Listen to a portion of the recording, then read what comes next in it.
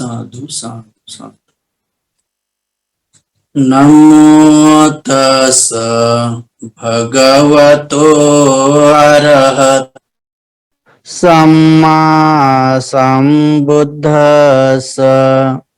नमो तस् भगवतो अरहतो सम्मा संबुद्धस्स। नमो तस् भगवतो अरहतो सम्मा संबुद्धस्स।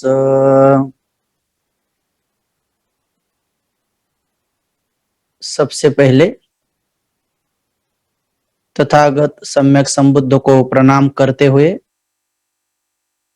भगवान बुद्ध के सर्वश्रेष्ठ धर्म को प्रणाम करते हुए और जिस धर्म मार्ग पर चलकर दुख मुक्त हुए हैं, हो रहे हैं और होने वाले ऐसे श्रावक संघ को प्रणाम करते हुए जिनके बदौलत हमें इन 3 रत्नों की शरण प्राप्त हुई है, वे बोधिसत्व बाबा साहब अम्बेडकर उनके धम्म क्रांति को आखिरी सांस तक शरण जाते हुए सबके प्रति मैत्री भाव रखते हुए आज के विषय पर हम थोड़ा प्रकाश डालें।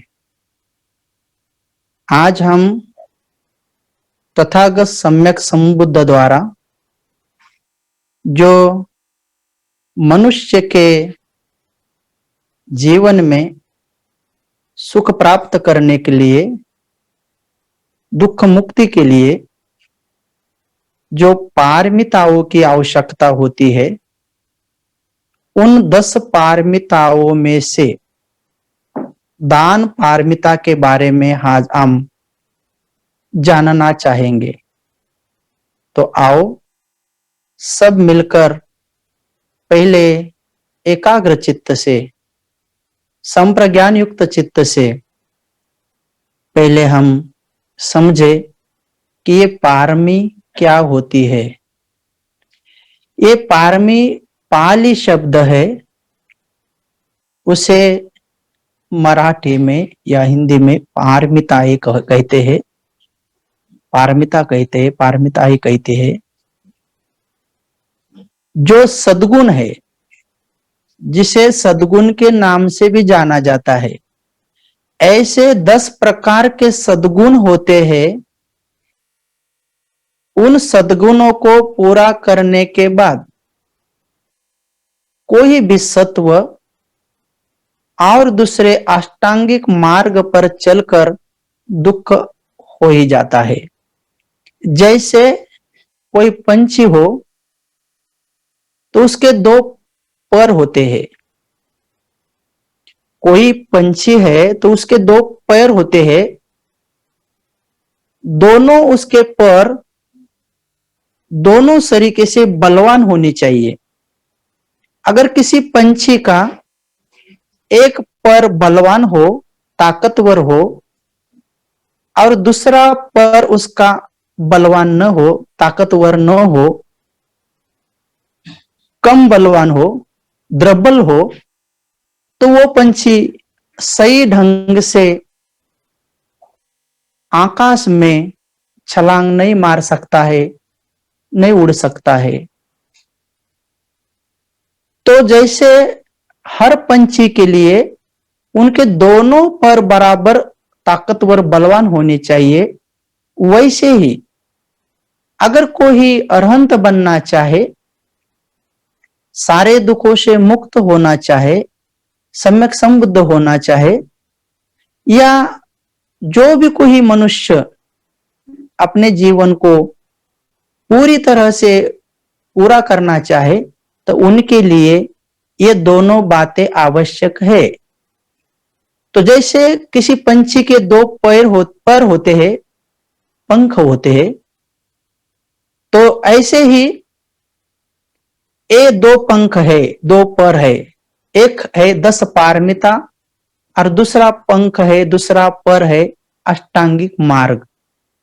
तो पहले 10 पारमिताओं को पूरा करना पड़ता है। जिस सत्व का 10 पारमिताओं का सद्गुण पूरा हो चुका है और वो सत्व अगर अष्टांगिक मार्ग पर चले तो जरूर दुख मुक्त हो सकता है। अगर किसी कारणवश किसी की 10 पारमिताएं पूरी नहीं हो चुकी है, लेकिन वो भले भांति अष्टांगिक मार्ग पर चल रहा है, फिर भी वो अरहंत नहीं बन पाते हैं, क्योंकि उनकी 10 पारमिताएं पूरी नहीं हो चुकी है। इसलिए सबके लिए समान रूप से ये दोनों बातें होनी आवश्यक है। दोनों बातें समान रूप से, एक का कम होना, दूसरे का ज्यादा होना, वो मुक्त अवस्था प्राप्त कर नहीं देता है। इसलिए पहले प्रवचनों में हमने अष्टांगिक मार्ग को भली भांति 32 एंगल से 32 प्रकार के उन बातों से हमने जांचने की कोशिश की है।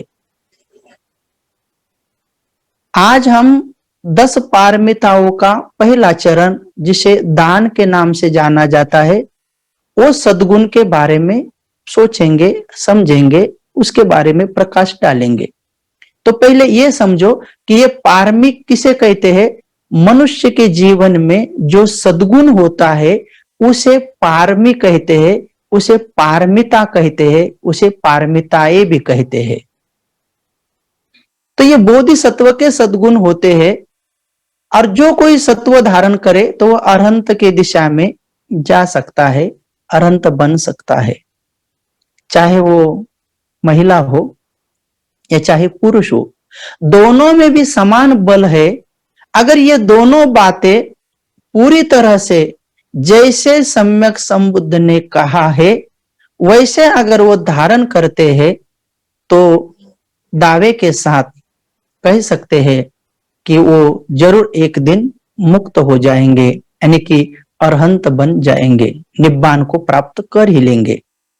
तो पहले देख लेंगे कि यह सद्गुण क्या है।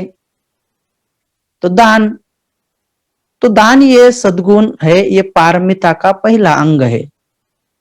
तो तथागत सम्यक संबुद्ध ने दान के बारे में बताया है कि दान अगर हम करते हैं तो हमारी ये पारमिताएं बढ़ जाती है। लेकिन ये बात हम सूक्ष्मतर से समझने वाले हैं कि ये पारमिताएं जो होती है ये भी 3 अंग से होती है, 3 प्रकार की होती है। और जैसे 10 पारमिता है तो हर एक पारमिता 3 अंग से होती है, तो 10 पारमिता 30 अंगों से होती है। तो कोई भी बोधिसत्व अगर बुद्ध बनना चाहते हैं या दूसरा कोई भी सत्व अगर अरहंत होना चाहते हैं तो उन्हें ये 10 पारमिता 3-3 अंगों से पूरी करनी ही होती है। हम लोगों को भी अगर मनुष्य जीवन में आना है फिर भी हमें यह 10 पारमिता को पूरा करना ही पड़ता है, और अष्टांगिक मार्ग पर आरूढ़ होके वो मार्ग पर चलना ही पड़ता है, तब जाके मनुष्य के जीवन में हम आते हैं। तो खुशी की बात है, हमने ये पहला काम कर चुके हैं, इसलिए मनुष्य के जीवन में आए हैं। अब मनुष्य के जीवन में आए हैं लेकिन फिर भी किसी किसी को ज्ञान नहीं है, ज्ञात नहीं है कि हम चले हैं इस मार्ग पर। बिना अष्टांगिक मार्ग पर चले, बिना 10 पारमिता को पूरा करते मनुष्य जीवन प्राप्त ही नहीं होता है। तो फिर आप कहेंगे भंते जी, अगर हम अष्टांगिक मार्ग पर चले भी है, 10 पारमिता पूरे भी की है, तो फिर अरहंत क्यों नहीं हुए? तो हमने अरहंतों की जो 10 पारमिता होती है वो नहीं पूरी की है, मनुष्य बनने के लिए की है। तो चाहे मनुष्य बने, चाहे कोई उपासक बने, चाहे कोई महा उपासक बने, चाहे कोई श्रोतापन्न बने, सकृदागामी बने, अनागामी बने या अरहंत बने, उससे भी ऊपर चलकर कोई बोधिसत्व बने, कोई पच्चेक बुद्ध बने या कोई सम्यक संबुद्ध बनना चाहते हैं, उन सभी को 10 पारमिताओं का पूरा करना अनिवार्य है, यानी कि कंपलसरी है। 10 पारमिता को पूरा करना ही पड़ता है, तब जाके वो मनुष्य बनेंगे। नहीं तो आगे चलकर मैंने जितने नाम दोहराए हैं उनमें से उनको उन अवस्था को प्राप्त होना पड़ेगा या हो जाएंगे। अगर पारमिताएं पूरी नहीं है और अकेले ही अष्टांगिक मार्ग पर चल रहे हैं, तो अष्टांगिक मार्ग पर चलने के लाभ तो जरूर होंगे, लेकिन पूरी तरह से साक्षात्कार नहीं होगा, क्योंकि 10 पारमिताओं की कमी है।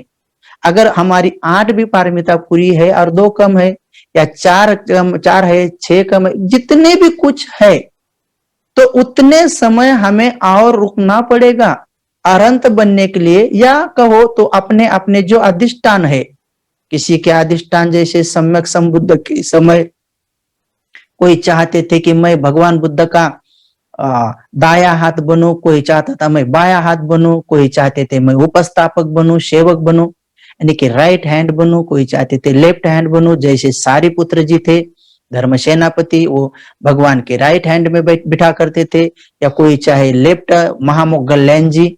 तो ऐसे अगर कोई चाहते हैं तो उनके लिए भी स्पेशल पारमिता होती है। पारमिता वही होती है, ये 10 ही होती है, बस उनके प्रमाण, उनकी क्वांटिटी अलग होती है। जैसे मानो कोई उपासक बनने के लिए 1,000 के 10 घड़े भरने पड़ते हैं, मानो एक एग्जाम्पल के तौर पर, तो उतना ही महा उपासक बनने के लिए 10-10 हजार के घड़े वही है, 10 ही है, लेकिन उनकी क्वांटिटी ज्यादा है। जैसे ये 1,000 लीटर है तो वो 10,000 लीटर पुण्य करना पड़ेगा। अगर किसी को श्रोतापन्न बनना है तो मानो कोई 1 लाख 2 लाख पुण्य करना पड़ेगा 10 बातों में। 10 पारमिताओं को 10-10 1-1 लाख के घड़े भरने पड़ेंगे 3-3 अंगों से। अगर कोई सकृदागामी से ऊपर बने, कोई अरहंत बनना चाहिए, तो मानो कोटि के ऊपर, ऐसे एक एग्जाम्पल बोल रहा है, ऐसे फिक्स नहीं है। तो बस पारमिता तो 10 ही है, 3-3 अंगों से पूरी करनी पड़ती है। मनुष्य के जीवन में भी अगर आना है तो चलो खुशी की बात है, कम से कम हम लोगों को पता तो चल रहा है कि अरे हमें आगे, अगर हम नहीं अरहंत बने तो कम से कम मनुष्य जीवन में तो आए, कोई तिरछान योनि में, या कोई पशु योनि में, या कोई दुर्गति नरक में, या ऐसे कई प्रेत योनि में न चले जाए, तो कम से कम सुगति कहो या देवलोक कहो, उनमें से तो चले आए। तो इसलिए यह बात समझनी आवश्यक है।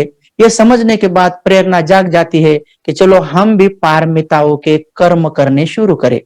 वैसे बाबा साहब ने जो 22 प्रतिज्ञाएं दी हुई है, उनमें से स्पष्ट रूप से कहा है कि मैं तथागत द्वारा बताए हुए जो आर्य अष्टांगिक मार्ग है उन पर चलने की कोशिश करूंगा, ऐसा कहा है 22 प्रतिज्ञा में।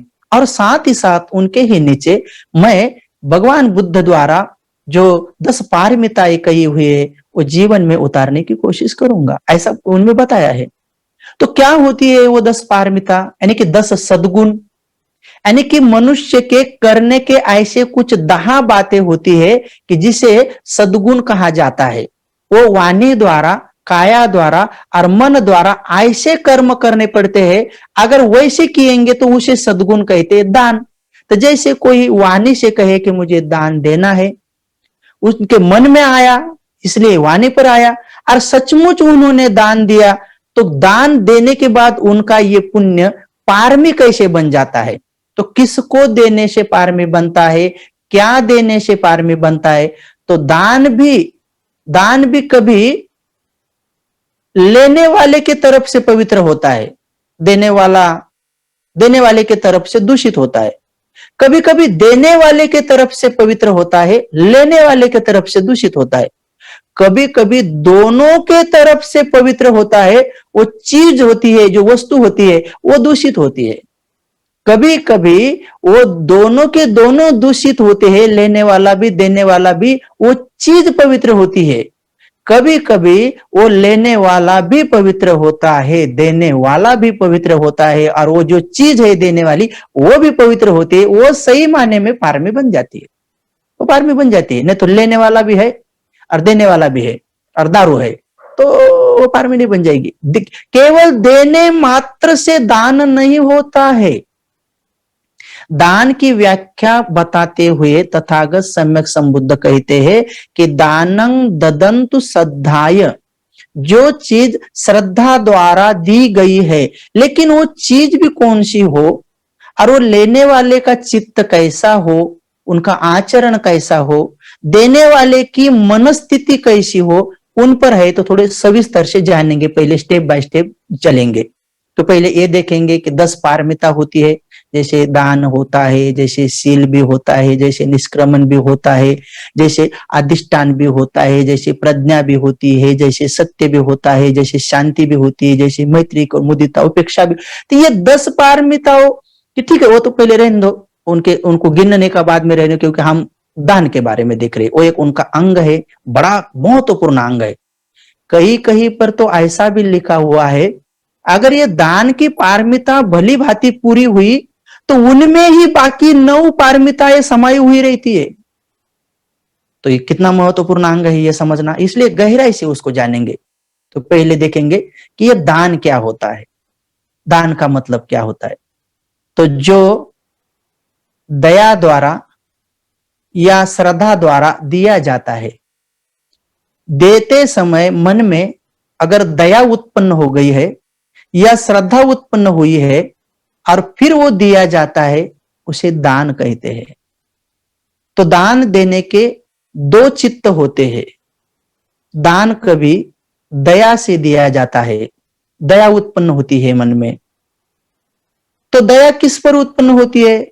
कई पशुओं पर भी हो सकती है, प्राणियों पर भी हो सकती है, कुछ अनाथों पर भी हो सकती है, कुछ भीख मांगते उन पर भी हो सकती है, कोई वृद्धों पर हो सकती है, कई बीमार लोगों पर भी हो सकती है। ये दया हो सकती है। तो दया से देने वाला दान भी एक प्रकार का दान होता है। दूसरा दान श्रद्धा द्वारा दिया जाता है, श्रद्धा से दिया जाता है। तो जब श्रद्धा से दान दिया जाता है तो वो श्रद्धा किस पर होती है? हमारी श्रद्धा तो कोई प्राणियों पर नहीं होगी, या श्रद्धा कोई कहे मेरी भिखारी के ऊपर श्रद्धा थी तो नहीं। तो श्रद्धा होने के लिए कौन कौन पात्र होते हैं? तो हमारी श्रद्धा माता पिता के ऊपर हो सकती है अपने, या कोई गुरु हो, कोई आचार्य हो, कोई उपाध्याय हो, कोई कल्याण मित्र हो, कोई सत्य जैसी कोई धर्म को धारण करने वाले कोई आचार्य हो, तो उनके प्रति अपने आप श्रद्धा उत्पन्न हो जाती है। उससे भी ज्यादा अगर कोई मार्गगामी हो, श्रोतापन्न, सकृदागामी, अनागामी या अरहंतक हो, मार्ग पर चल रहे हैं, यानी कि जैसे पढ़ ही रहे हैं, कोई प्री एग्जाम दे रहे, कलेक्टर होने का सोच रहे, जैसे अभी तो हुए नहीं है लेकिन उस एग्जाम में है, उस मार्ग पर है। इसलिए जो मार्गगामी होते हैं उनके ऊपर भी अगर हमारी श्रद्धा है, भली भांति अच्छा जीवन जीने वाले लोग, तो सबसे ज्यादा तो संग ही होता है, भिक्षु संग ही होता है उस मार्ग पर चलने वाले। तो अगर कोई पूरा फल प्राप्त हुए है, यानी कि अभी श्रोतापन्न होने के मार्ग पर नहीं, हो गए, अभी हो गए, एग्जाम पास हो गए, पूरा राग, पूरा द्वेष, पूरा मोह निकालने के लिए अब कुछ ही समय रहेगा, ज्यादा से ज्यादा 7 जन्म लेने पड़ेंगे, इसलिए 7 ही बार मारना पड़ेगा। उन्हें कहते हैं श्रोतापन्न। अभी स्रोत में गिर गए। जैसे कि स्रोत कौन सा? जैसे कि नदी होती है, जो नदी 12 माह तक कभी भी अटती नहीं है या वो हमेशा बहती रहती है, उसमें अगर कोई चंदन का टुकड़ा पड़े, गिरे, वो चंदन का टुकड़ा अगर उसमें गिरे और वो न इस तीर को लगे न उस तीर को लगे, ना वो पानी में डूबे, ना उसे कोई निकाले, ना वो कूजे, ना खराब होए, तो उस चंदन के टुकड़े का क्या होगा? तो कोई भी कहेंगे कि जरूर वो एक ना एक दिन समंदर को जाके मिल ही जाएगा, अगर उनके साथ इतनी घटनाएं नहीं होती है तो। ठीक उसी ढंग से कोई व्यक्ति इस वाद को या उस वाद को, दोनों वाद को, यानी कि उच्छेदवाद को और शाश्वतवाद को छोड़ देता है, यानी दोनों वाद के बीच में रहता है, नदी के उस तीर में भी नहीं लगता है, उस तीर में भी नहीं लगता है। तो जैसे संसार में सिद्धांत है, कोई कहते उच्छेदवाद, यानी कि मरने के बाद सब कुछ खत्म हो गया, और कोई कहते नहीं नहीं आत्मा अमर रहता है इसलिए शाश्वतवाद। तो अगर कोई सत्व उन दोनों बातों को छोड़कर, दोनों तीरों को छोड़कर बीच में रहता है, तो इसलिए कहा गया है कि अगर वो चंदन का टुकड़ा इस तीर को उस तीर को नहीं लगे, तो देखो कैसी व्याख्या की है, एक उपमा होती है। तो अगर कोई नहीं निकाले जाए, यानी किसी ने आचरण करना नहीं छोड़ दिया, इस अष्टांगिक मार्ग पर, 10 पारमिताओं के मार्ग पर अगर चल ही रहा है, नहीं डूब गया, यानी कि ऐसे कुछ जंजालों में, ऐसे कुछ कर्मों कांडों में नहीं डूब गया, हाँ कुछ भी कर्म कांड करने लगे और थोड़ा बहुत साक्षात्कार हुआ, रिद्धि सिद्धि बल प्राप्त हुआ तो मुझे तो आनंद ब्रह्मानंद क्या क्या मिल गया, यानी कि मानो कोई नहीं डूब गया, फिर भी सांस को देख के समता में रहते हुए प्रज्ञा वो द्वारा देख रहा है, पूरे विकारों को साक्षी भाव से देखते देखते निरुद्धंति कर रहा है, खिनंग जो पुराने होते हैं उसको निकाल देता है, नए नहीं होने देता है। तो ऐसी अवस्थाओं में अगर वो जा रहा है और उसे पता चल गया कि अभी मेरे थोड़े ही विकार बाकी है लेकिन मुझे आयुष्य कम है, तो वो देखेगा कि ठीक है इतने आयु में मैं इतने विकार तो नहीं निकाल पाऊंगा, तो आगे चलकर ज्यादा से ज्यादा 7 जन्म में या 7 मरने में वो फिक्स हो जाता है कि वे 100% वो मुक्त हो जाएगा, ज्यादा से ज्यादा 7 जन्मों में या 7 मरने में हो जाएगा। उसे कहते हैं श्रोतापन्न। वो अवस्था होती है। सक्रोधागामी एक बार जन्म लेता है, एक बार मर जाता है। अनागामी केवल एक ही बार मर जाता है। ऐसे देवताओं में उत्पन्न होता है कि वहां पर ही अरहंत हो जाता है। और अरहंत तो इसी जन्म में अरहंत होते हैं, इसलिए अरहंत के होने के बाद उनके शरीर त्यागने को मृत्यु नहीं कहते हैं। वो स्वयं अपने हाथ से शरीर त्यागते हैं, वो मृत्यु नहीं होता है, वो मुक्त हो जाते हैं। इसलिए अरहंत का कोई मरना नहीं होता है, जन्म लेने का कोई काम ही नहीं होता है, वो अरहंत होते। तो ये पारमिताओं द्वारा होता है। अगर पारमिताओं को पूरा करेंगे तो वो क्या क्या पारमिता होते हैं, कौन से सद्गुण होते हैं, तो चाहे मनुष्य जन्म में आने का हो, चाहे तुम्हें जो भी कुछ प्राप्त करना हो धर्म मार्ग पर, तो उसके लिए पारमिताओं का होना बहुत आवश्यक है। तो कौन सी पारमिताएं होती है? 3 प्रकार की पारमिता होती है। एक पारमिता होती है साधारण पारमिता, दूसरी होती है उपपारमिता और तीसरी होती है परमत्थ पारमिता। तो समझे क्या होती है साधारण पारमिता? तो जैसे एक शब्द लेंगे दान, तो साधारण दान, उप प्रकार का दान और परमत्थ प्रकार का दान। वैसे ही साधारण शील, उपशील और परमत्थ शील। साधारण निष्क्रमण, जैसे साधारण घर त्यागना, यानी कि हम कपड़े बिपड़े लेने के लिए जाते, इधर उधर जाते तो घर त्याग देते, तो ये साधारण घर त्याग देना। उप घर त्याग देना, यानी कि 10 दिन के शिविरों में चले जाते हैं लेकिन फिर भी घर में आते हैं। और एक परमत्थ निष्क्रमण, परमत्थ निष्क्रमण बोले तो सचमुच का घर त्याग देना, कोई भिक्षु बन जाना, भिक्षु नहीं बन जाना। तो ऐसे 3-3 अंगों से पूरे 10 पारमिताएं होती है। तो आओ पहले दान देख ले कि बोधिसत्व को पहले साधारण दान की पारमिता कैसी पूरी करनी होती है।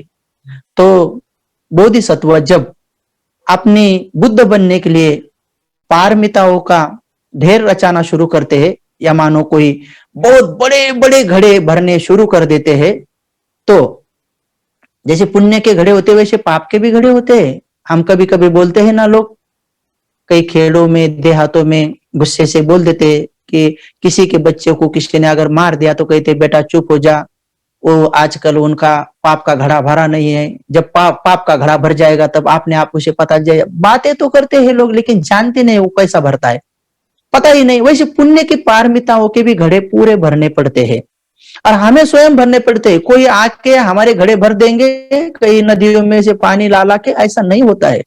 कोई आएगा, माँ अच्छे कर्म करेगी और बच्चे के पारमी पूरी होगी, या कोई बच्चा करेगा और उसका पिता का पारमिताओं का घड़ा भर जाएगा, ऐसा असंभव है। आत्ता ही आत्तनो नाथो, कोही नाथो परोसिया।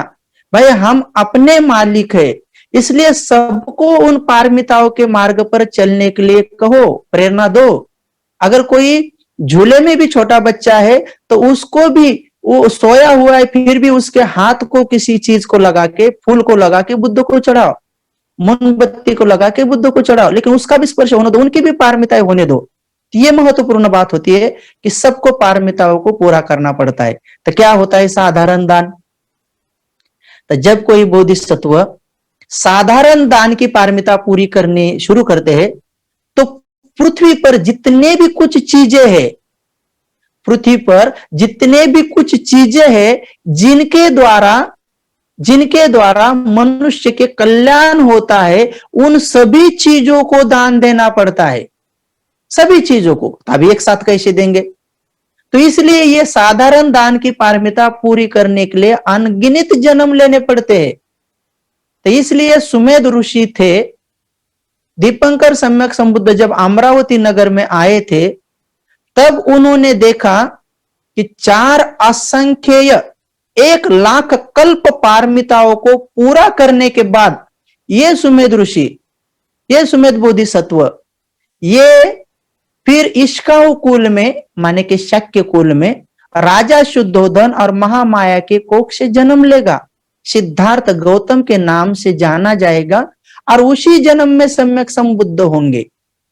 तो इतने समय तक उन्हें पारमिता पूरी करनी पड़ी। तो देखते हैं, ये तो निश्चित हो गया, उसको निश्चय पारमी कहते, यानी कि निश्चित हो गया, दीपंकर सम्यक संबुद्ध द्वारा निश्चित हो गया। जैसे कोई मानो प्री एग्जाम पास हो गया और मेन भी हो गया, अब ओरल भी हो गया, तो जैसे उनके सर्टिफिकेट मेडिकल चेकिंग के लिए चले गए, तो लोग पूछते क्या हुआ तेरा?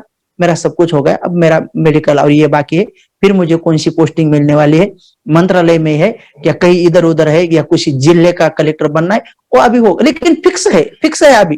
तो जैसे हम इस संसार को ये छोटी छोटी बातें देखते हैं, ऐसे तो अध्यात्म बहुत बड़ी बात है, लेकिन थोड़ी समझने के लिए एग्जाम्पल कहते, ठीक उसी ढंग से उन्हें पता ही नहीं था कि दीपंकर सम्यक संबुद्ध के समय वो सुमेध बोधिसत्व थे।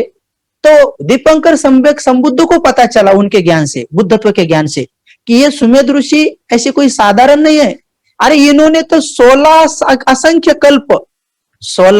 असंख्य कल्प तक उन्होंने पारमिता पूरी की है।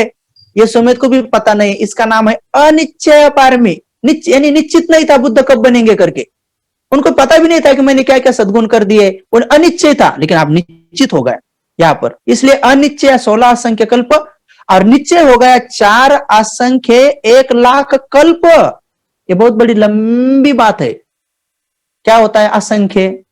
जैसे एकक होता है, दशक होता है, फिर शतक होता है, फिर सहस्र होता है, फिर 1000 होता है, 10,000 होता है, फिर लाख होता है, 10,00,000 होता है, फिर अब्ज होता है, 10 अब्ज होता है, फिर रब्ज होता है, 10 रब्ज होता है, फिर खब्ज होता है, 10 खब्ज। ऐसी है उसकी संख्या। फिर आगे चलकर फिर संख्या है, असंख्य है और 10 असंख्य। ऐसा है, ऐसा कोई बोल दिया ऐसा नहीं है, उसका प्रमाण है, बहुत बड़ा लंबा है। और कल्प क्या होता है? तो पिछले टाइम में बोला कि कल्प बहुत बड़ा लंबा होता है। तो उतने जन्मों तक पारमिता पूरी करनी पड़ती है, यानी इतने जन्म लेने ही पड़ते। कोई कहे नहीं 84,000 योनियों में से गुजारना पड़ता है, झूठ है, सफेद झूठ है।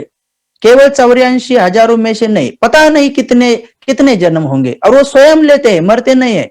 बोधिसत्व माँ के कोख में 10 माह तक रहते हैं, तो पूरे संप्रज्ञान के साथ रहते हैं, और जन्म लेते ही संप्रज्ञान चित्त से ही जन्म लेते, और पूरे जीवन भर संप्रज्ञान से रहते, और मरते समय होश में रहते, खुद देखते हैं कि मुझे कहां जन्म लेना है। हम सब लोग जब मरते हैं तो हम तृष्णाओं द्वारा मरते हैं, अहंकार को लेकर मरते हैं। इसलिए अगर आगे जन्म लेना है तो हमारा पिता अहंकार होता है और हमारी माता तृष्णा होती है। लेकिन बोधिसत्व के पिता प्रज्ञा उनका पिता होता है और करुणा उनकी माता होती है। वो कर्मों द्वारा नहीं जन्म लेते हैं, हम कर्मों द्वारा खींचे चले जाते हैं दुर्गति की तरफ या सुगति की तरफ। लेकिन बोधिसत्व का ऐसा नहीं होता है, वो स्वयं देखते हैं कि कहां पर प्रॉब्लम है। अगर मनुष्य लोक में प्रॉब्लम है तो मनुष्य लोक में आते हैं। बाबा साहब बोधिसत्व ये महार जाति में क्यों जन्म लिया? क्योंकि उस समय में पूरे पृथ्वी पर 2 प्रकार के प्रॉब्लम थे। एक गुलामी थी, वो अमेरिका की तरफ चल रही थी, ये गुलामी प्रथा थी, और दूसरी अनटचेबिलिटी थी। इसका मतलब अस्पृश्यता थी। मनुष्य होकर भी मनुष्य को न छुए, उसकी छांव तक न चले। उनकी छांव भी अगर हमारे ऊपर गिरे तो दूषण होता है, अपवित्र होता है। इतना बड़ा घिनौना काम सुगति वाले सत्व के साथ, मनुष्य के साथ किया चातुर्वर्ण व्यवस्था ने। गुलामी भी खतरनाक थी, लेकिन गुलामी में कम से कम मालिक और वो नौकर एक दूसरे को स्पर्श कर सकते थे, एक दूसरे के साथ बैठकर खा सकते थे। बस खाली उसको उसको खरीद कर लाना है, जैसे कुत्ते बिल्ली को हम खरीद कर लाते हैं और हमारे घर में उसको रखते हैं, तो कभी कभी बेड पर भी रखते हैं, कभी कभी हमारे गोद में भी रखते हैं, प्यार भी करते हैं। वैसे गुलामों के साथ अमानवीय व्यवहार ऐसा नहीं होता था, अनटचेबिलिटी जैसा। उनसे काम किया जाता था, उनसे काम करवाया जाता था, उनको खरीदी करते थे, बेचते थे, जैसे कि भेड़ बेकरिया जैसे बेचते, ठीक है वैसे करते थे। लेकिन उनके खान पान में या उनके अस्पृश्यता में ऐसा कोई भेद नहीं था जैसे यहाँ पर अनटचेबिलिटी में था। तो बोधिसत्व देखते हैं कि किस में चले जाए तो उन्हें पता चलता है कि ये महारों में बड़ा प्रॉब्लम है, ये इन अनटचेबिलिटी में बड़ा प्रॉब्लम है, ये जो शूद्र है ना उनमें। तो चलो ये वीर जात है, बड़ी बड़ी पराक्रमी जात है, तो उनमें जन्म लेते हैं, स्वयं लेते हैं, देखते कौन होगा। तो कोई भी बोधिसत्व अगर जन्म लेते हैं पारमिता पूरा करने के बाद, या पारमिता पूरा करने के लिए जब आते हैं, तो देखते हैं कि माँ कौन होगी, पिता कौन होगा, समय कौन सा होगा, किस प्रदेश में जन्म लेना है, और ये विशेष रूप से देखते हैं 5 बातें तो जरूर देखते हैं। वो देखते हैं, माता को देखते हैं, पिता को देखते हैं, उस स्थल को देखते हैं, उस समय को देखते हैं, और मनुष्य का आयुमान देखते हैं कितना होना चाहिए। तो मनुष्य का आयुमान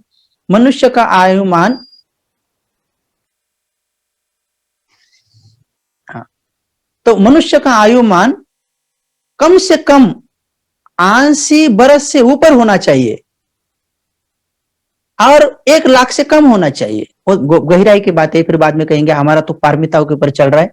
तो पारमिता के बारे में अगर देखते हैं तो बुद्ध मध्य स्थल में ही जन्म लेते हैं। तो वो जो लुम्बिनी वन था वो मध्य था पूरे विश्व का। जैसे आपने नाभि होती है मध्य, ऊपर देखो, नीचे देखो, इस साइड देखो, इस साइड देखो, नाभि से अगर गिनेंगे तो परफेक्ट वो मध्य बिंदु आता है अपने नाभि। वैसे लुम्बिनी वन पूरे विश्व का नाभि था। और बाबा साहब भी मध्य प्रदेश में जन्म लिए, जो कि भारत का मध्य था। तो वो होता है, वो कोई झूठ बात नहीं होती, वो अंधश्रद्धा नहीं होती, वो सच में होता है। तो दान पारमिताओं करने के समय उन्हें जितने भी पृथ्वी पर चीजें होती है, जो जो कुछ चीजें होती है, वो देनी पड़ती है, संघ को देने पड़ती है। तो बोधिसत्व होते हुए भी उन्होंने पूरे के पूरे दान दिया था। सुमेध ऋषि के पास इतना धन था, इतना धन था, उनके माता का था, उनके पिता का था, उनके माता के माता पिता का था, उनके पिता के भी माता पिता का था। वो सब छोड़कर वो सब मर गए। और जब एक बूढ़ा बाबा वहां पर था तो कहते सुमेध, अच्छा हुआ तुम आए, क्योंकि 16 सालों से ऐसे कुछ गुरुकुल में या उन विद्यापीठों में डाल दिया था बचपन से उनको सीखने के लिए। तो डायरेक्ट 14-16 साल के बाद आए थे। तो वो कहते अरे मेरे माता पिता को धन कमाना आया, लेकिन साथ में नहीं लेके गए। मेरे माता पिता के माता पिताओं को धन कैसा कमाना, ये विद्या तो प्राप्त हुई, लेकिन साथ में कैसा लेके जाए पता नहीं।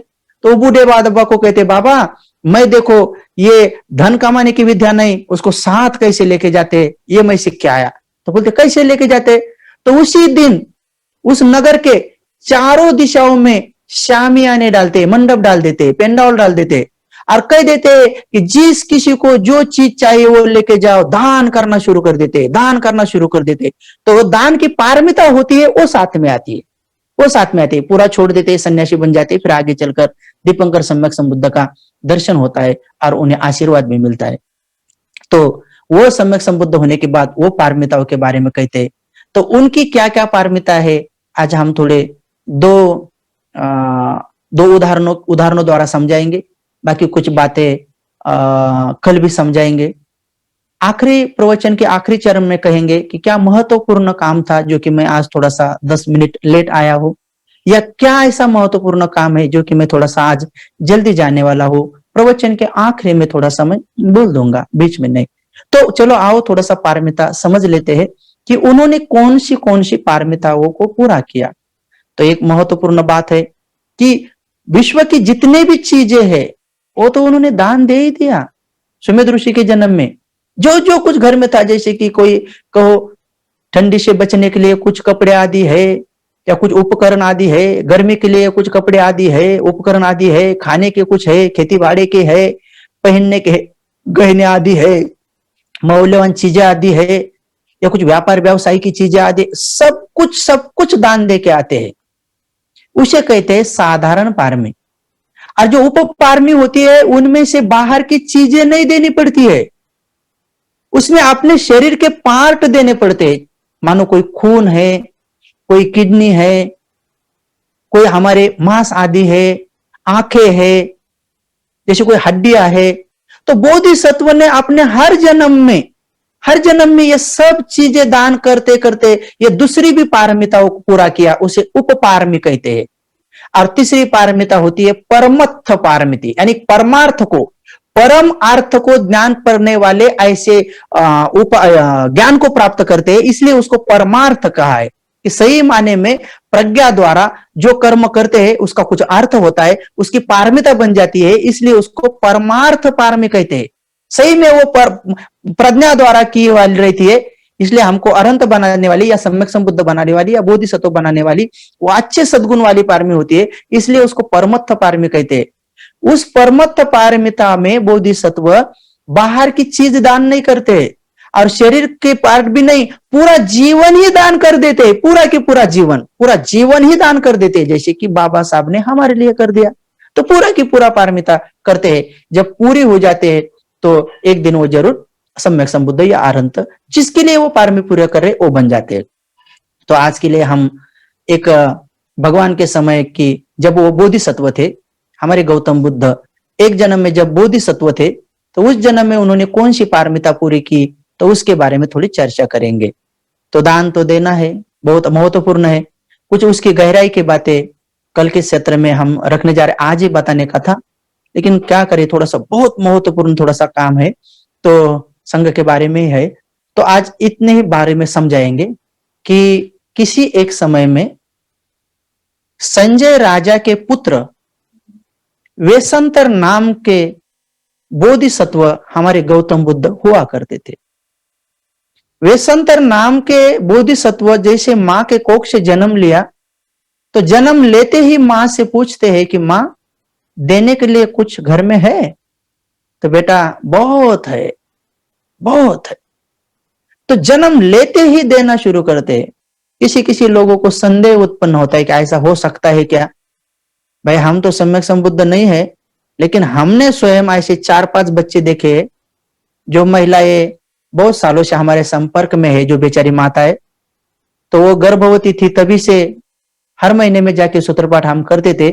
सच में जब उनका बच्चा हुआ तो जिस दिन हुआ उसी दिन उस हॉस्पिटल में 5-10 भिक्षु लोगों को बुलाया और उसके हाथ को कुछ देकर दान करवाया। तो इस जमाने में होता है, अगर बच्चा नहीं कहता है लेकिन उसके सद्गुण होते हैं, उनके माँ बाप का चित्त भी होता है, तो होता है। तो उनके बारे में भी वो हुआ। तो कहते माँ कुछ देने के लिए है? तो बोलते है बेटा सब कुछ है, तो जो देना चाहते हो दे। तो जैसे जन्म होता है उसी दिन से देना शुरू करते हैं, तो सब कुछ देते हैं।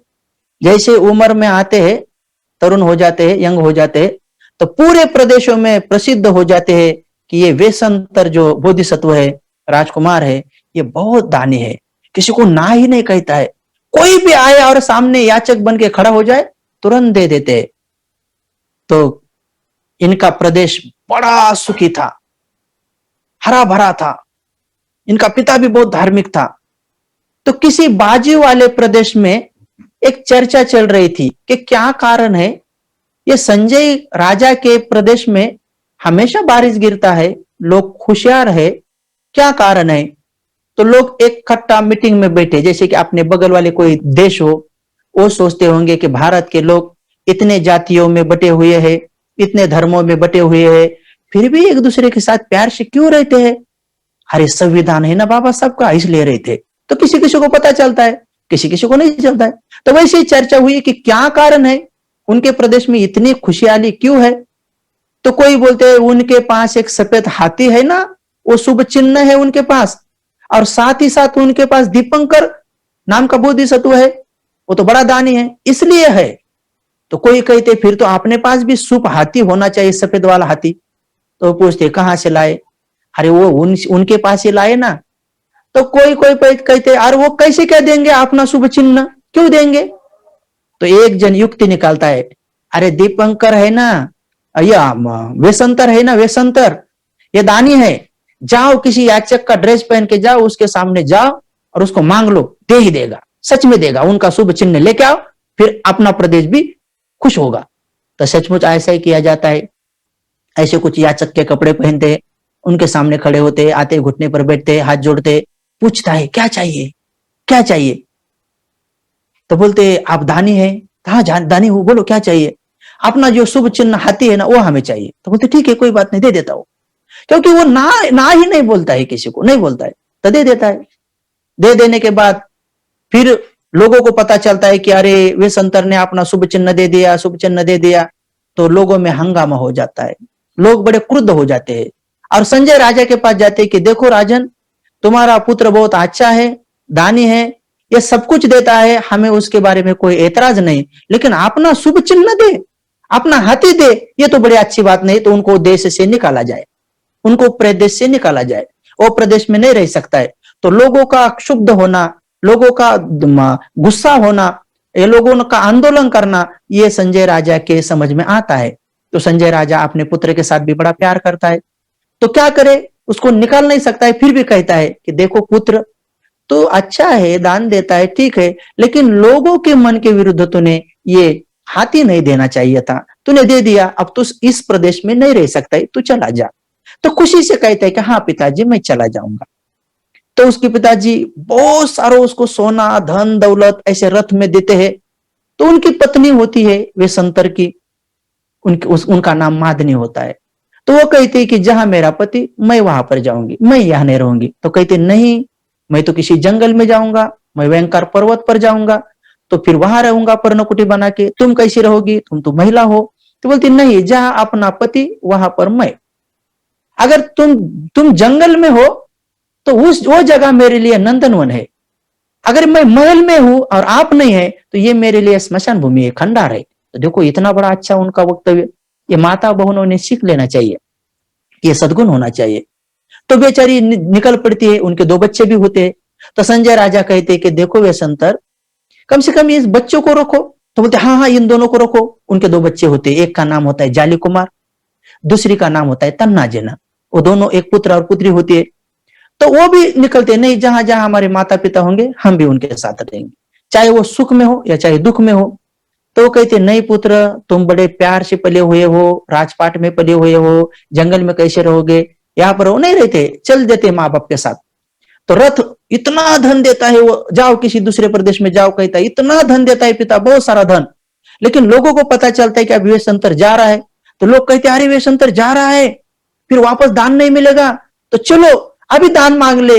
तो बेचारे रास्ते में खड़े हो जाते हैं और याचक बन के दान मांगते हैं। तो अभी निकल रहा है, तो रास्ते में बांटते बांटते बांटते इस तरफ से उस तरफ से पूरे उस व्यंकार पर्वत के पास जाने तक कुछ भी नहीं बचता है, आखिरी रथ बचता है।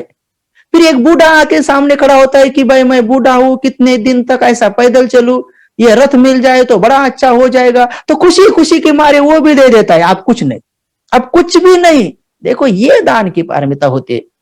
या हमारे पास तो अगर कोई पंखे भी दिया तो उसके ऊपर नाम लिख देते हैं, या कोई समझ लो कुछ चीज भी दिया तो 10 बार कहेंगे कि माइक में हमारा नाम पुकारो, माइक में हमारा नाम पुकारो, गायन पार्टी को इस लोगों ने पार्टी को 20 रुपए दान दिया, पार्टी आभारी है, टम टम ढम ढम जाके बैठ जाओ। तो ऐसे नाम के लिए या अहंकारों के लिए, अरे ऐसा कुछ भी नहीं, इतना दे दिया, कुछ भी नहीं बचा अभी। तो जाली कुमार को अपने कंधे पर बिठाता है, वो बेचारी मादनी उस तन्ना जिना को अपने बदन पर ले लेती है और दोनों चल देते हैं, ऊपर पर्वत पर चढ़ते हैं। ऊपर जाकर एक छोटी सी पर्णकुटी बनाते हैं और रहने शुरू करते हैं, बड़े खुशी से, बड़े ध्यान से, थोड़ा सा भी दुख नहीं है, थोड़ा सा भी दुख नहीं है।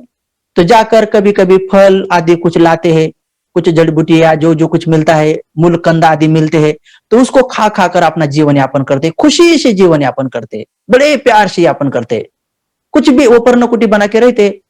तो किसी एक गांव में एक बूढ़ा ब्राह्मण होता है, उसके पास कुछ पैसे होते हैं। दूसरे ब्राह्मण के घर में जाके वो पैसे रखता है, मानो 100 रुपए रखता है, 8 कारशापन का है उस जमाने में, मानो 8 कारशापन रखता है। और कुछ दिन के बाद आकर बोलता है कि भाई मैंने आपके पास मेरे पैसे रखे थे, दे दो वापस। तो वो खर्चा कर देता है। वो बोलता है देखो मेरे पास तो कोई पैसे बचे नहीं है, तुम्हारे पैसे मेरे पास रखे थे, मैंने खा लिए, अब वापस देने देने के लायक भी नहीं हूं मैं, तो क्या करे? तो उसके बदले में मेरी एक ये युवा बेटी है, युवा लड़की है, उसको लेके जाओ। तो वो बूढ़ा, वो बूढ़ा बेचारा ब्राह्मण वो तरुण लड़की को लेके आता है, वो जवान लड़की को लेके आता है और अपनी वह बीबी बना देता है। वो बेचारी घरदार में काम करती है और कभी कभार नदी में नहाने के लिए या कपड़े धोने के लिए जाती है। तो लोग महिलाएं उसे पूछती है, ये कौन है रे, ये कौन है रे, गांव में नहीं हुई है? तो लोग वो बोलते हैं या महिलाएं कहते हैं, अरे वो जूजक ब्राह्मण नहीं क्या, उसकी पत्नी है। तो तुरंत लोग धुतकारते हैं माँ बाप को, ऐसे कैसे माँ बाप है रे, इतनी अच्छी खासी लड़की को बूढ़े के हाथ में चला दिया, बूढ़े को सौंप दिया। तो वो सुनती है तो बड़ी दुखी होती है, बड़ी दुखी होती है।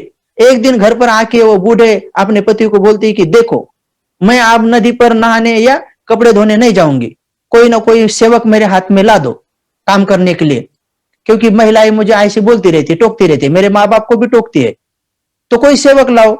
तो वो कहता है, भाई अपने पास खाने पीने के लाले के ताले है, तो मैं कहां से लाऊं सेवक? थोड़े बहुत पैसे थे तेरे बाप के पास रखे थे, उन्होंने खर्चा कर दिया। जहां वहां जाता हूँ और थोड़ी थोड़ी बहुत ब्राह्मणगिरी कर लेता हूँ, उससे पैसा कमा लेता हूँ, कहां से लाऊं?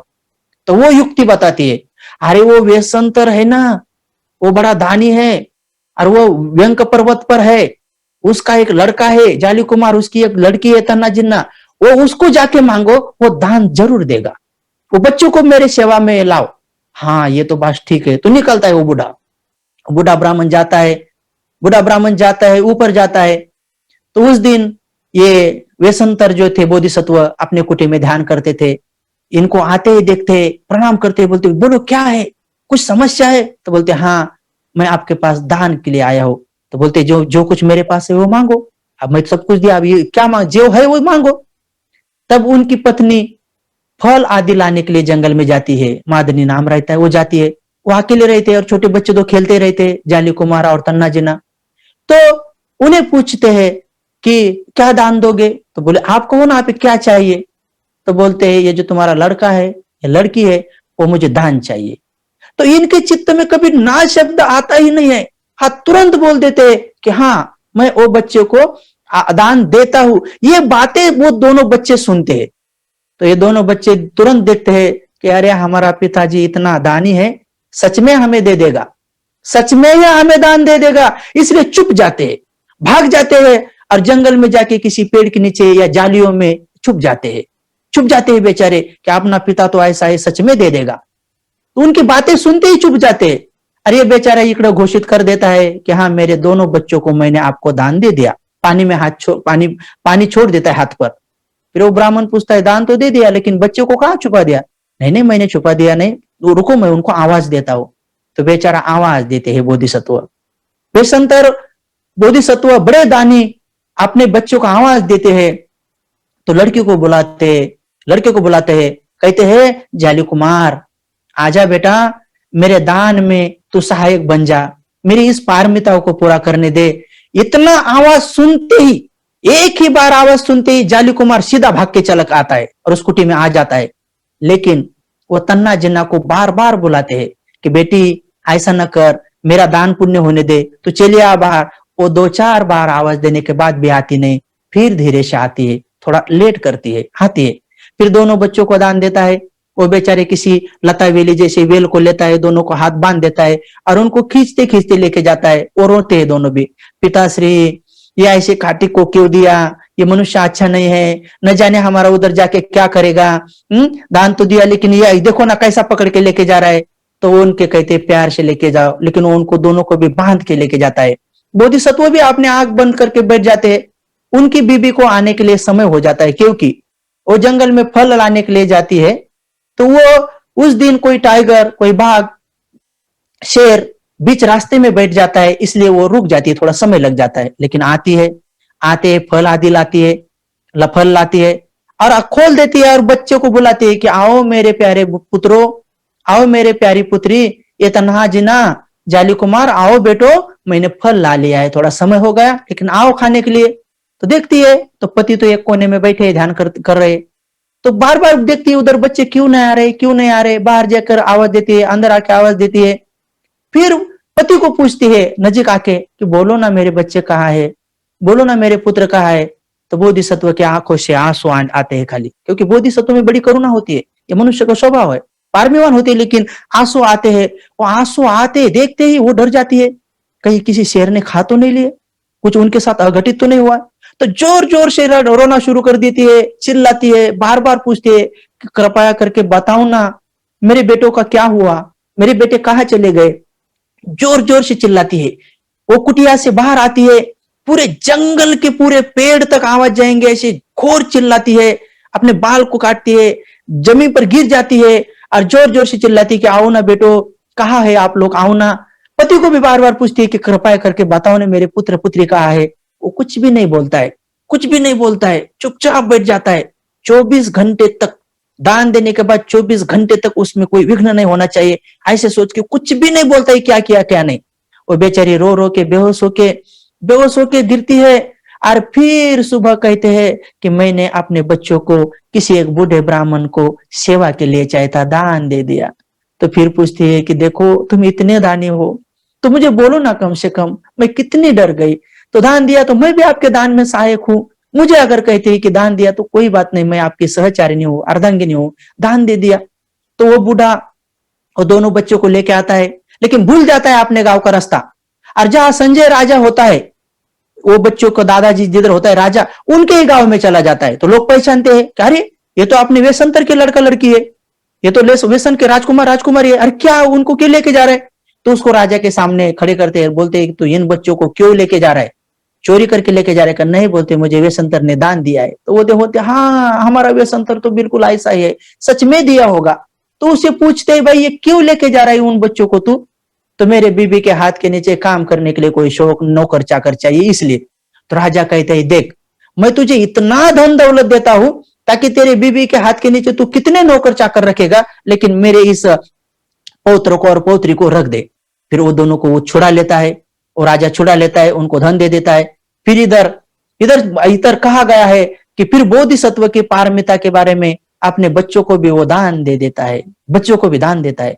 फिर देखता है कोई शक्र उनकी पारमिताओं को देखने के लिए एक अलग याचक का रूप धारण करता है, और याचक का रूप धारण करके आता है और उन्हें कहता है कि मुझे तुम्हारे तरफ से दान चाहिए। तो वेशंतर कहते बताओ कि क्या चाहिए, जो कुछ मेरे पास है बोलो, मेरा जो अपना है वो बोलो। तो कहते ये तुम्हारी पत्नी हमें दान में चाहिए, तुम्हारी बीबी दान में चाहिए। तो ना नहीं कहते, तुरंत दे देते हैं, तुरंत दे देते हैं, दान में देते हैं। और पत्नी को भी कहते हैं कि देख मेरे दान में तो बाधा न बन जा, तो तुरंत मैंने दान दे दिया। तो बेचारी चुपचाप बैठ जाती कि ऐसा कैसा पति इतना दानी है कि पत्नी को भी दान दे देता है। तो जैसे दान देता है तो कहा गया है वो शक्र वो ब्रह्म कहते हैं कि तुरंत अपना रूप धारण करता है और कहता है कि देखो मैंने खाली आपकी परीक्षा लेने के लिए लाया। तो ये आपने जो अभी मुझे ये दान दिया, ये तुम्हारी बीबी को दान दिया, अब मैं ये तुम्हारी बीबी जो दान है ना, ये तुम्हारे पास ही रख देता हूं, लेकिन तुम्हारे पास मैं ये गिफ्ट रख देता हूं मेरी। अब तुम इसको दोबारा किसी को दान नहीं दे सकते हो, क्योंकि उन्हें पता चला था अगर कोई गलत आदमी आके मांगेगा तो ये सच में दे देगा, इससे अच्छा जाके हम ही ले और बहन मानकर उनको गिफ्ट वापस कर दे, इसलिए उन्होंने ये काम कर दिया। लेकिन बोधिसत्व का चित्त, उन्होंने अपने बीबी को भी दान दिया था, लेकिन उनके ही पास उनको रखा कि बोले अभी तुम एक चीज को दोबारा दान नहीं कर सकते हो, ये मुझे दे दिया लेकिन मैं आपके ही पास रख देता हूं, इनका अच्छा खासा ख्याल रखो। तो ऐसी पारमिताओं को दीपंकर सम्यक संबुद्ध ने जब सुमेध ऋषि के बारे में कहा, तो ये भी कहा कि ये कभी वेशंतर नाम से संजय राजा के पुत्र थे। उस समय में इन्होंने पूरे के पूरे दान देते देते अपने पुत्र को, अपने बीबी तक को दान दिया था। किसी जन्म में उन्होंने आंखें तक दी थी, किसी जन्म में खून दिया था, खून ऐसा बहुत सारे हैं। कल के क्षेत्र में और भी कुछ अच्छा समझाएंगे। आज के लिए इतना ही है कि ये दान की पारमिताएं जो होती है वो 3-3 अंगों से पूरी करनी पड़ती है, और जब 3 अंगों से 10 पारमिता 30 प्रकार की होती है, तब जाके मनुष्य का जीवन पूरा की पूरा सफल होता है, जो अपना अधिष्ठान होता है वो पूरा होता है। तो हम ऐसे बोधिसत्व के, उनके सम्यक संबुद्ध बनने के बाद उनके अनुयायी है, बाबा साहब द्वारा हम उनके मार्ग पर चले हैं। बाबा साहब की भी दान पारमिताएं बहुत है, पूरा की पूरा दे दिया, जितना कुछ था वो सब समाज के हवाले कर दिया। पूरे के पूरे इतने बड़े बाबा साहब दानी थे, ये जो आजकल योजनाएं चलती है, ये घरकुल योजना कहो या जो जो कुछ चलती है, ये सब कुछ बाबा साहब की देन है। लोग कहेंगे हमें कहा घर बना दिए, अरे भाई घरकुल योजना के द्वारा वो घर दे रहे, और खेती बाड़ी की योजनाओं के द्वारा खेती बाड़ी दे रहे, और रुपये की योजनाओं के आधा जो जैसे संजय निराधार योजना जो कुछ है तो उनको आधार दे रहे, ये सब कुछ उनके संविधान के द्वारा प्राप्त हो रहा है, संविधान के द्वारा प्राप्त हुआ है। तो ये भी वो बड़े दानी थे। तो बुद्ध ने कहा दानशील समाधि, बाबा साहब कहते थे सिक्का पढ़ो, संगठित बनो और संघर्ष करो। तो हम लोग ने समझना चाहिए कि दान की पारमिता बड़ी महत्वपूर्ण होती है। दान देने वाले लोग 4 प्रकार के होते हैं। कुछ लोग खुद दान देते हैं, औरों को प्रेरणा नहीं देते हैं। कोई लोग खाली दूसरों को देने के लिए प्रेरणा देते हैं, खुद नहीं देते हैं। कोई लोग खुद भी नहीं देते, औरों को भी नहीं देने देते हैं। और कुछ लोग खुद भी देते हैं और औरों को भी देने के लिए देते हैं। फिर उनके क्या क्या फायदे और क्या क्या हानियां होती है वो कल के क्षेत्र में हम बोलेंगे। आज के लिए इतना ही काफी है। सबके जीवन में बोधिसत्व के सद्गुण का, देने का भाव उत्पन्न हो। देने के बाद आदमी का लोभ कम हो जाता है। लोभ कम हो जाने के बाद मनुष्य में दया बढ़ जाती है। जिस मनुष्य में दया बढ़ जाती है और उन मनुष्य में श्रद्धा बढ़ जाती है, उस आदमी को बीमारियां नहीं होती है, उनके शुगर आदि कम कम होते जाती है। लोभ के चित्त के मारे वो उनका चिकट मन जो होता है वो कम कम होता जाता है। उनको कैंसर आदि भी नहीं होता है, अगर हो भी जाता है तो वो ठीक ठीक होने शुरू होता है। इसलिए देने से आदमी का जीवन सफल हो जाता है। देने से अपना भी कल्याण होता है, जिस किसी को दिया जाता है उसका भी भला होता है। इसलिए देने वाला बनना चाहिए। देने से लोभ कम हो जाता है।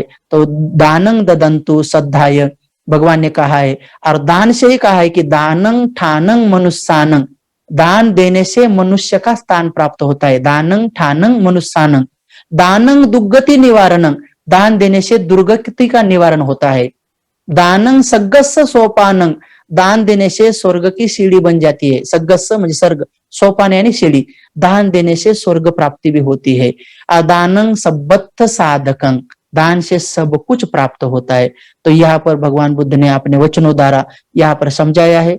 कल के क्षेत्र में बहुत अच्छी तरह से समझाएंगे।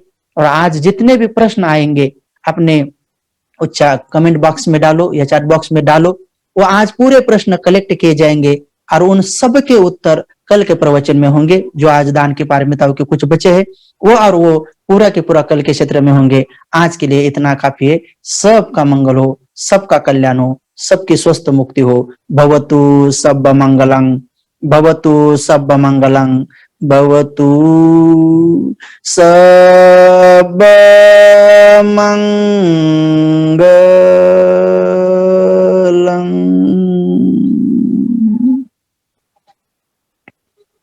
सबका मंगल, सबका मंगल, सबका मंगल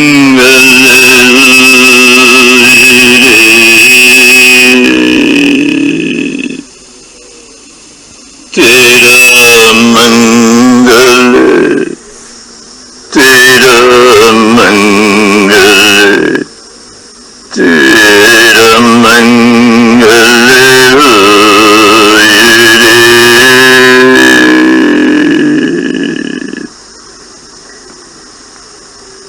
दृश्य और अदृश्य सभी जीवों का मंगल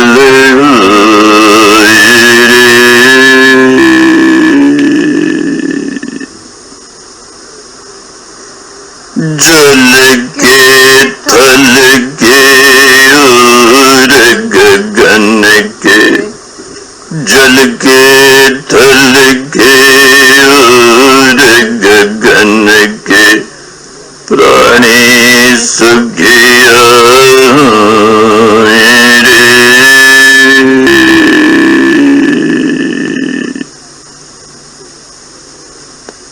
दसों दिशाओं के सब प्राणी, दसों दिशाओं के सब प्राणी मंगल लाभी होए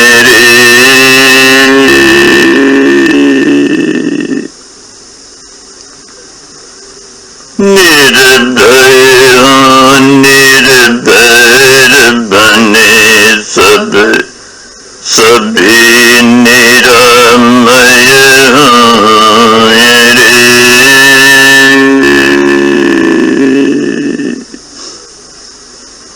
सर्ग मंगल सर्ग मंगल सर्ग मंगल।